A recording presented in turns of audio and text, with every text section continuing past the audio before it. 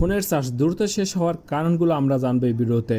Number 1 যেটি আছে ব্যাকগ্রাউন্ডে অনেক অ্যাপ চলা, স্ক্রিনে ব্রাইটনেস বেশি রাখা। নাম্বার 3 অপ্রয়োজনীয় নোটিফিকেশন বা ফিচার চালু থাকা। নাম্বার 4 পুরনো বা দুর্বল ব্যাটারি যদি হয়ে যায়, আপনার মোবাইলটি যদি ব্যাটারিটি পুরনো হয়ে থাকে তাহলে সেই কারণে হতে পারে। নাম্বার 5 ভাইরাস বা ম্যালওয়্যার আক্রান্ত অ্যাপস যদি আপনি ব্যবহার করেন, যেমন থার্ড পার্টি অ্যাপস। তারপর আছে 6 অপটিমাইজেশন না করা বা অ্যাপস বা সেটিং। তো এই প্রতিটা বিষয় নিয়ে, যে এখানে যে 6টি বিষয় আছে, প্রতিটা বিষয় নিয়ে কিন্তু আমাদের আলাদা আলাদা ভিডিও আপলোড করা আছে। তো আপনারা যদি না পারেন সেই ভিডিওগুলো দেখে আসতে পারেন। এখন করণীয় কি? ব্যাটারি ইউজ চেক করা, ব্যাটারি সেফ মোড চালু করা, অটো ব্রাইটনেস বা ম্যানুয়াল ব্রাইটনেস ব্যবহার করা, ব্লুটুথ ওয়াইফাই বা লোকেশন অপ্রয়োজনীয় হলে বন্ধ করা, অ্যান্টিভাইরাস দিয়ে স্ক্যান করা।